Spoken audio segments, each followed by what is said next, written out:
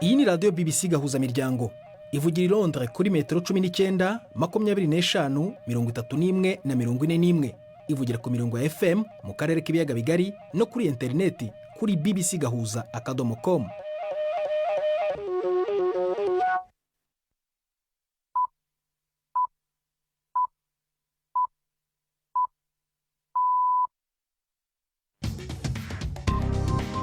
Ubu ni saa 10 n'igice ku isaha mpuzamahanga ya GMT, ni saa 12 n'igice ku masaha yo mu Rwanda no mu Burundi.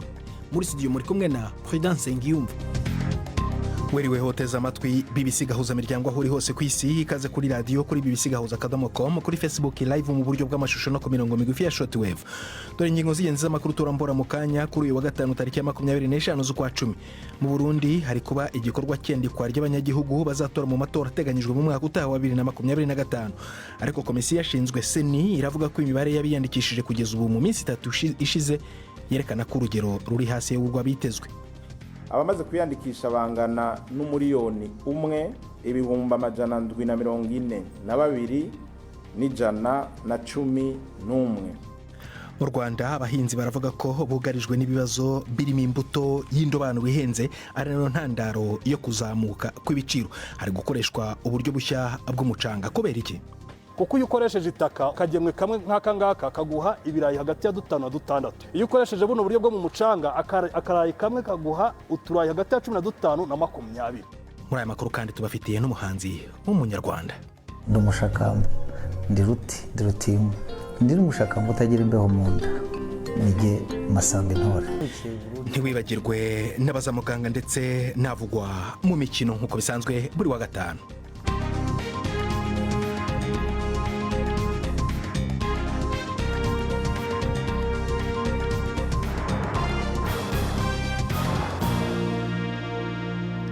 Ibyo byose n'ibindi turabirambura mu kanya nyuma yuko Nina Iradukunda abanza kutugezaho andi makuru y'ingenzi avugwa ku isi.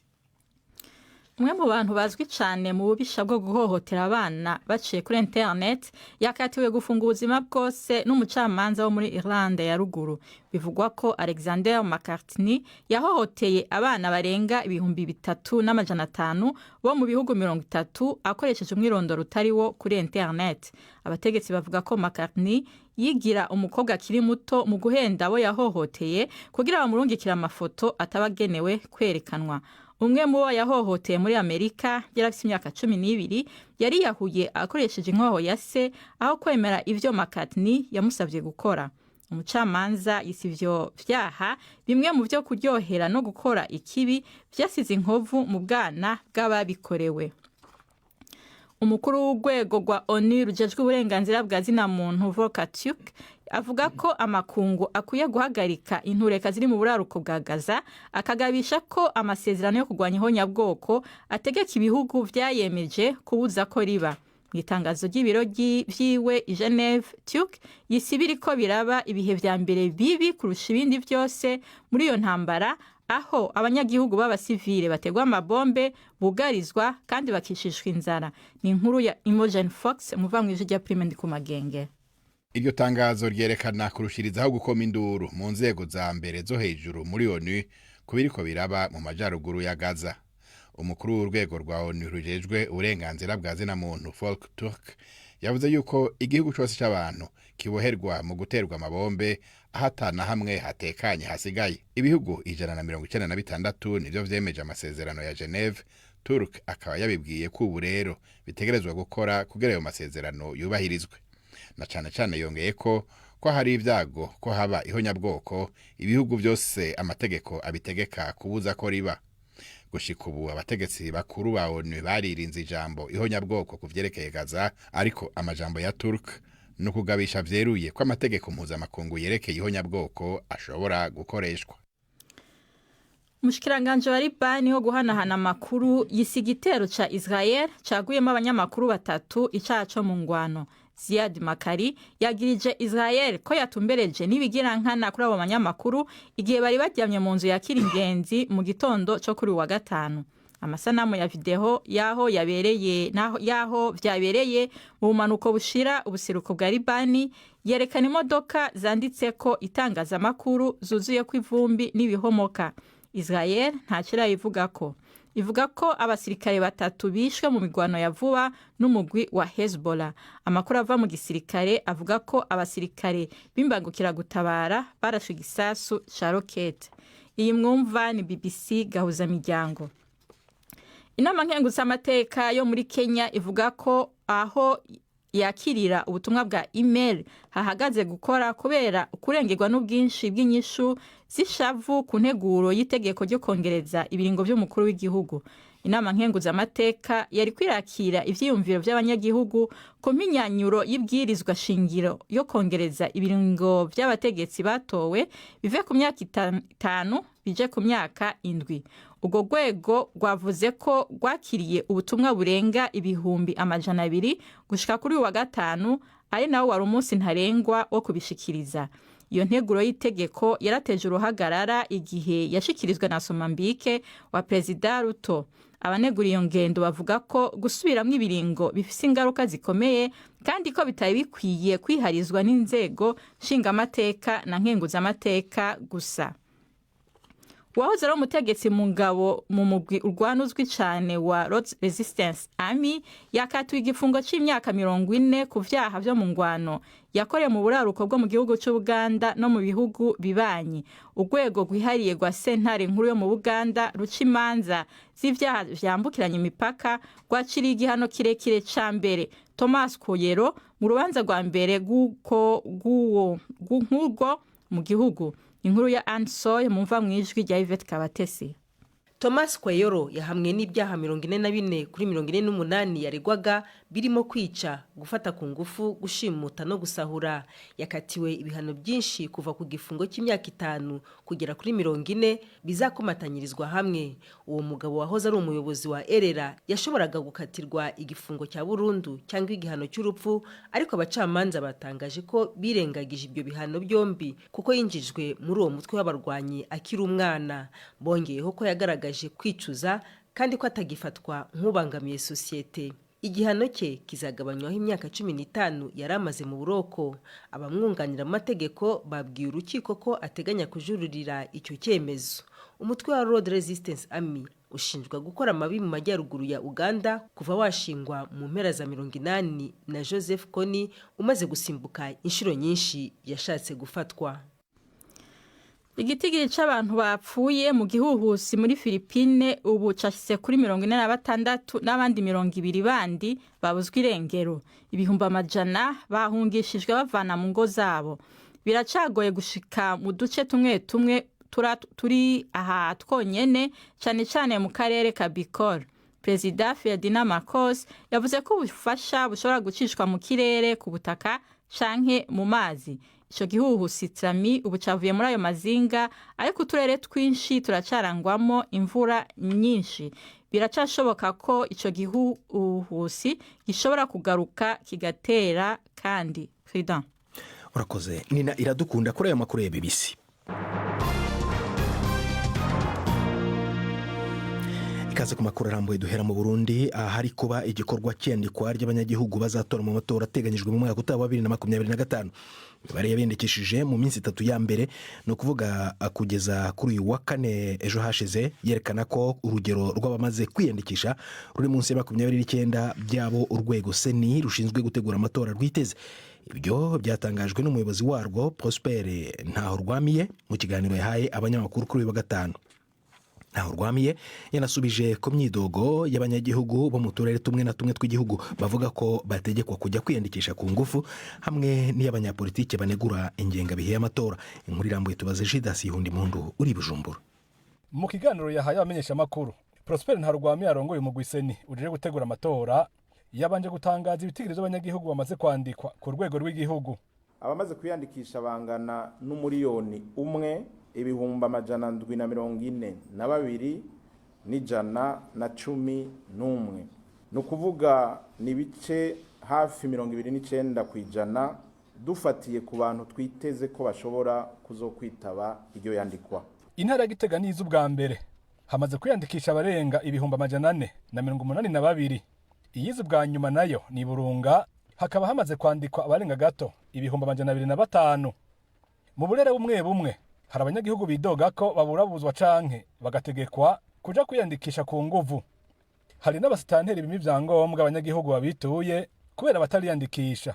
Akarorero ni muri komine Mpanda intara ya Bubanza. Mu Rwanda umusitanteri w'iyo komine Nadine Nibitanga yasohoye kuri uwa kane yategetse ko umunyagihugu wese afise icyo asaba mu ikomine ategerezwa kubanza kwerekana agapapuro yiyandikishirijeko. Ibi vyatumye bamwe n'abandi bagira amakenga bakibaza ko iyo ngendo iteye kubiri na demokarasi. None Prosper Ntarugwamiye arongoye seni abivuga ko iki? Abenegihugu barafise uburenganzira ico bita droit, barafise n'ico basabwa ico bita devoir. Leta rifashe ingingo yuko isavye umwenegihugu kuja kwiyandikisha sikosa, biri mu bivyo leta ijejwe. Igihugu kibandanya kirera abenegihugu. Malariya iteye bavuga ati murondera umusegetera, utawuronsa arahanwa. Ikiza giteye tiravuga ati genda mwicandagishe, mwe ntibabacandaza, barakosheje. Hambavu y'ivyo hari n'abanyapolitike banegura indinganizo y'ikirangamisi c'amatora. Mu gihe igikorwa cyo gutanga intonde kizotangura kwigenekerezo rya 9 gushika kujya 2023 Kigarama uwo mwaka, bamwe muri bo babona ko hasigaye umwanya muto cane.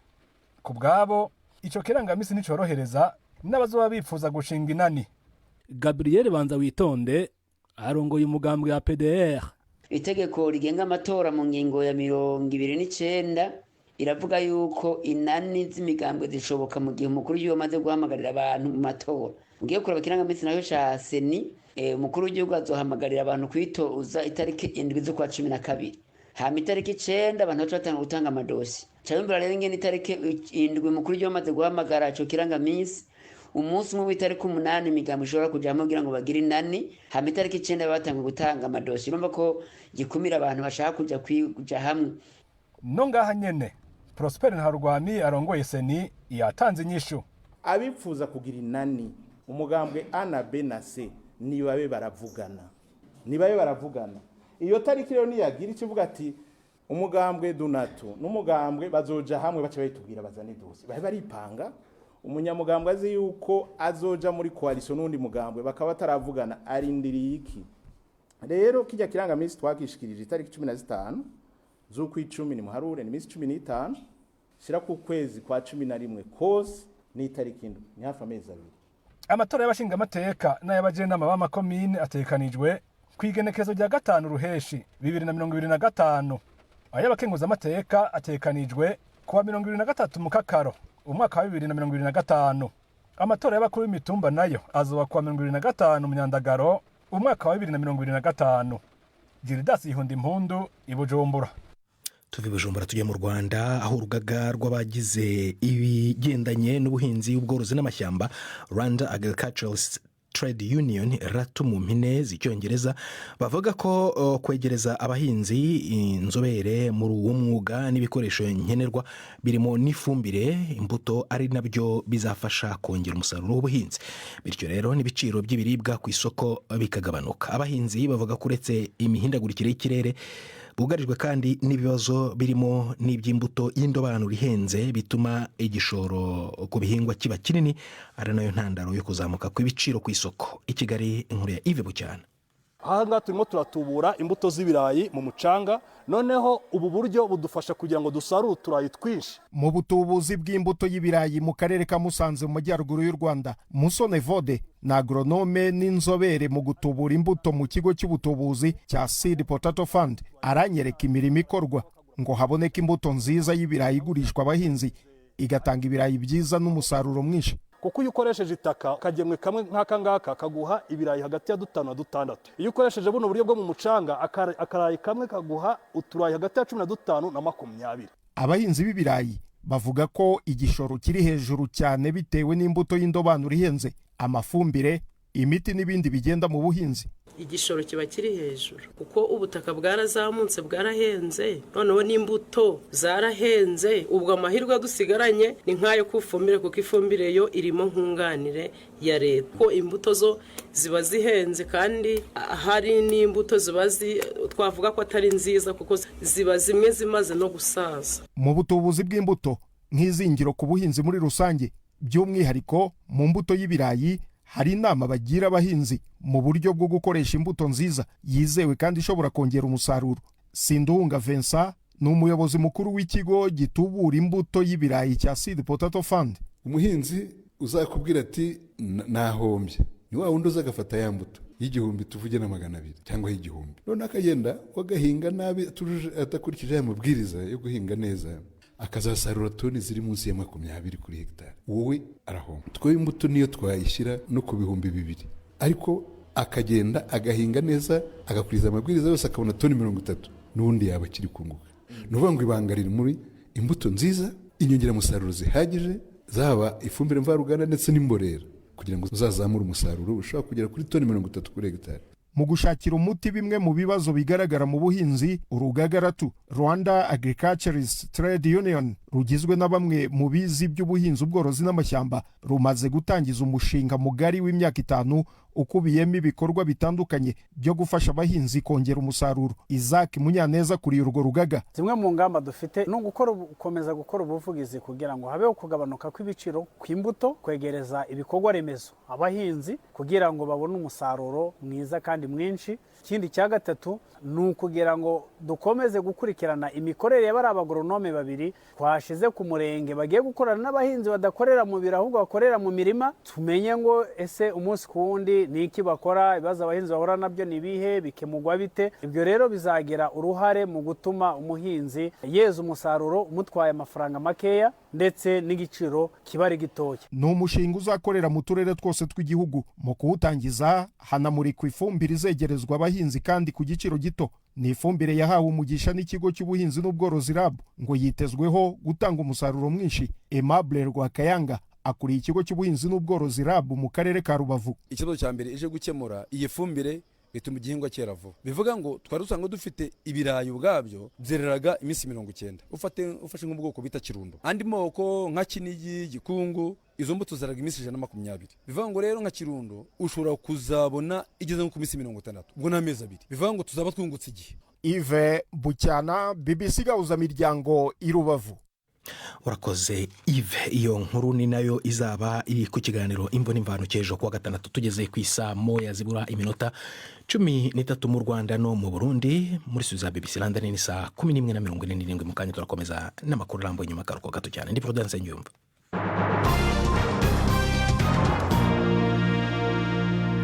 Tujye ku muziki tugane n'umutumire wacu Masamba Intore.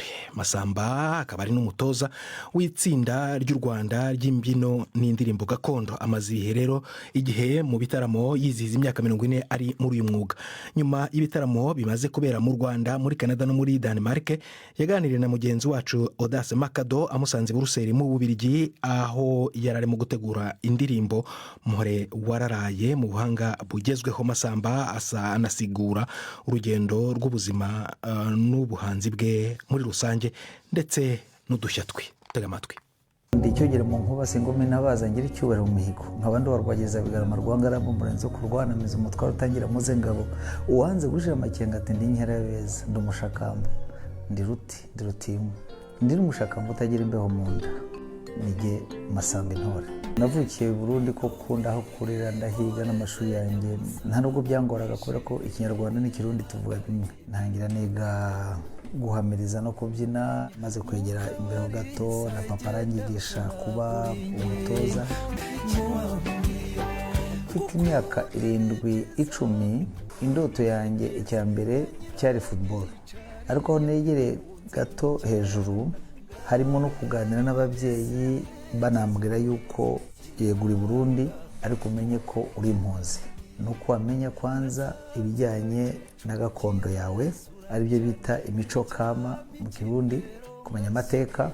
Hanyuma ibyo bizagufasha no kuba n'igihe uzagendayo uzaba ufite package yuzuye. Ngeze no mu myaka nka 21 cyangwa 22 nahise sanga abandi ku rugamba kugira ngo dufatanye gutabarira igihugu. Uraba umugabo aho utabaye tugushimiye ubutwari watweretse ngwerega ndabizi nyir'umuringe yagize ati nukuvuga ngo ugiye hazakugwe neza, hazakugwa amahoro. Ndagusezeye ariko ndakwifurije kuzagira amahoro kandi asaba Imana yuko uzagaruka tukabona ntiyumve gusa n'abanyarwanda muri Kongo ni igihugu natembereyemo cyane, nari mfiteyo ababyeyi za Goma, za Masisi, za Bibwe, za Rucuru, ku misozi y'umurenge narahageraga. Rero kubera ko ururimi kenshi wasanga rubahuza ari Igiswahili n'Ilingala, mpita mfata rwagihuta kubera ko nyikunda cyane, mpita nyishira muri Lingala. Umutoza wa Ballet Nationale, igihugu gitumirwa hirya no hino kwerekana umuco wabo. Umudahemuka twarihishaga, byari mu ntambara, ariko ubu Urukerereza ni igihugu, kandi nanjye nkagenda nyine yabana nyoboye timu bafite ibintu by'ngombwa byose by'umunyagihugu wiyubashye n'idarapo. Icyo tubifurije. Hari umwaka wagezeho indirimbo nyinshi zijyanye n'ubukwe, ubukwe bwose untumiye wese ahari hose, si Kigali gusa, mu Rwanda rwose ndajyayo. Nanga gusa ko bahuza amatariki, ngira uwo mpakanira ku munota wa nyuma. Ibyangombwa byose nabishyizeho. Ndakunze ubuhanzi, mbukora ndi muto, mbukora mu buhunzi i Burundi, mbujyana ku rugamba, ndigisha urubyiruko n'ibiza n'inyongera kuri jyewe. Ako karirimbo ka Masamba Intore rero katugejeje ku kiganiro cy'imikino na Yves Bucyana. Imikino kuri BBC gahuza miryango.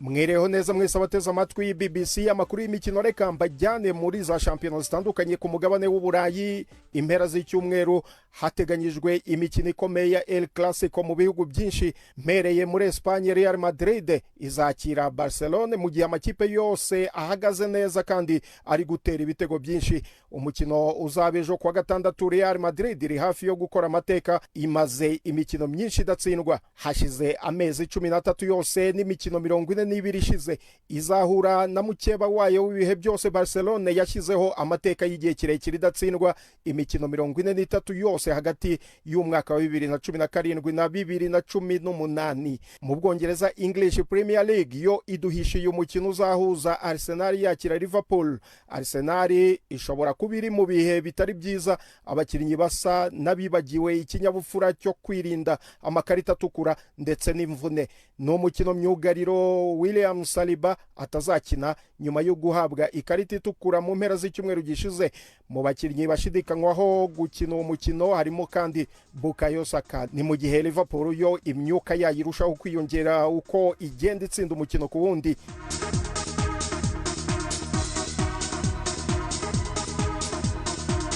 Mu gihugu cy'Ubutaliyani, Inter de Milan izakira Juventus ku cyumweru, naho mu Bufaransa El Clasico itegerejwe ni Marseille izakira Paris Saint-Germain ku cyumweru.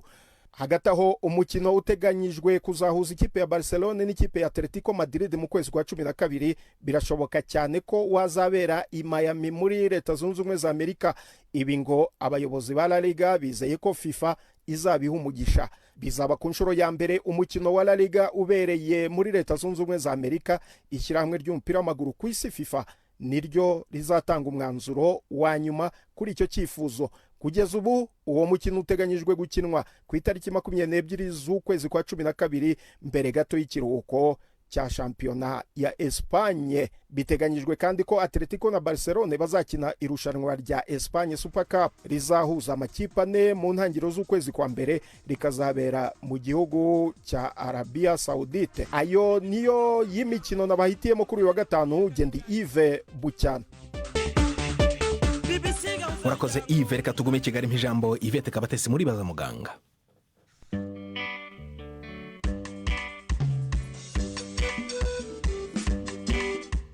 Mwiriho neza. Perade ni imwe mu ndwara zifata uruhu ituma umusatsi upfuka mu buryo butunguranye. Turayisobanurirwa na muganga Albin Irakarama mu bitaro La Croix du Sud. Perade cyongereza babyita ngo ni alopecia areata, ni indwara umusatsi ugenda biyizanye ariko igatera uruhara rutari rwa ruhara rwa burundu. Igaragazwa nuko ujya kubona ukabyuka mu gitondo ugasanga umusatsi wavuyeho, nta kintu cyahakubise, nta ndwara wigize urwaraho, ukavaho kuruhagaze yarahanyerera, ariko nubwo haba hanyerera ubasha kubonamo twatwo umusatsi uba uzazamukiramo. Ni indwara iboneka cyane mu bagabo no mu bagore, abana n'abantu bakuru. Ishobora kuza ugasanga umusatsi wavuyeho igice kimwe, ishobora kuvaho ahantu henshi, ishobora gufata n'ibindi bice by'umubiri. Naho bya bimenyetso ku mutwe n'ahandi biza bimeze gutyo. Iterwa n'iki rero? Ni ukwivumbagatanya k'umubiri. Ubu nicyo abahanga bari kuvuga cya mbere na mbere cyiza. Donc icyo bita ngo ubwo ni maladie immunitaire cyangwa maladie auto-immune. Ubu umubiri ukora abasirikare bajya kwataka umusatsi n'ibiwugize aho utereye. Ntabwo ari umusatsi gusa wo ku mutwe, ubwo ni ku mutwe, ingohi, ibitsike, ni ukuvuga ngo ahantu hose hari urwoye n'ubwanwa. Perade y'ubwanwa iranaboneka cyane ahantu hose hari n'igihe ifata n'inzara, ifata ibice byinshi cyane. Ariko hari ibindi bongeraho batekereza ariko bitarahamwa, bavuga ko ishobora kwihutishwa n'ibindi bintu bitandukanye nk'ama infection bajya bayavuga. Hari izindi ndwara maladie auto-immune nk'izifata umwingo, ibyo bita thyroidite d'Hashimoto, za trisomy. Ariko ubu icyambere na mbere ni umubiri ukora abasirikare bajya kwirwanya. Hanyuma iraryana bigenda gute? Ntabwo iryana habe, iyo ubwayo ntikurya. Ibishobora kukubabaza ni ukukubangamira mu bijyanye n'imitekerereze. Wena umuntu w'umudamu cyangwa se undi muntu ukabona umusatsi wavuyeho. Ni ibyo ngibyo bikuremerera mu mitekerereze, ariko yo nta kindi kimenyetso kijyana nayo cyo kuvuga ngo irakurya cyangwa urahashima cyangwa uragira gute. Nta n'ibindi bibazo by'ubuzima ishobora gutera? Ntabyo rwose. Kereka iyo wagize umwaka ikaba hari bya association ikaba ishobora kujyana n'izo ndwara zindi, ayo ma infection nakubwiraga, izo trisomy nakubwiraga, ibyo ndwara z'imyingo n'ibindi. Ariko yo ubwayo nta kindi. Hari icyo mufasha umuntu wagize icyo kibazo kwa muganga? Perade ni indwara igoranye kuvura. N'imigorane yo kuvura bituruka no mu kitera kitaramara kugaragara neza. No vuga ngo kitaramara kugaragara neza nubwo ubu ngubu nka 70% bayita maladie auto-immune, ariko ntago ari byo gusa. Urumva no kuyivura nabyo biribuze kugorana. Ni indwara isaba ngo kenshi utega amatwi umurwayi pe. Ntago yenda kujya kumwica, ariko ugomba guha agaciro uburyo bimuremereyemo. Cyo ni icyambere. Nanone ukongera ukareba ese nta zindi ndwara afite. Ese no mu buzima busanzwe nta stress nyinshi afite. N'urugero kuko stress nayo iri mu bintu bishobora kudeclencher iyo perade. Ukabanza ukamenya se no mu muryango we ntago ari abantu bagira iyo ndwara ya perade. Nabyo ni ngombwa ko twumvishemo icyo kintu cya heredité, donc le caractère génétique. Ukareba irangana gute, ni ngombwa cyane. Ngarutse ku miti rero hari myinshi, hari iyo dusiga, hari iyo guteramo, hari ibinini, hari ifasha imisatsi kuzamuka, hari uburyo bwinshi. Ntibagiwe ko bavuga nka 60% iyo ufite iyo perade tuvuga en plaque, cya gice kimwe cy'umusatsi cyavuyeho, bavuga mu mezi 3 ubundi ko binikiza umusatsi ugatangira ukizana. Bakongera akavuga ngo iyo ari uruhara rwavuye umusatsi wose mu gihe cy'umwaka umusatsi ushobora kuba wigaruye. Byagiye bigaragaraho umuntu mwamuha imiti undi ntibayimuhe, n'ubundi ukazabona uburyo bevo bazamera mu mezi 6 mu mwaka nta tandukaniro. Ikindi n'uyo miti nubwo tuyikoresha nabwo ntabwo ari kuvuga ngo umusatsi urahita wose hari abo uhituza pe, ariko ubundi arujya kubona ukabona umusatsi utangiye kugenda uza uduce tumwe. Ikindi nuko ni indwara ishobora kugenda igaruka. Ibyo ari naho hahandi haziramo ngo umurwayi muvurema muganire ibyo bintu mubyumvikaneho. Umunsi ushobora kuvura ibi, nyuma y'imyaka 2 ukabona hafashwe ibindi bice by'umubiri.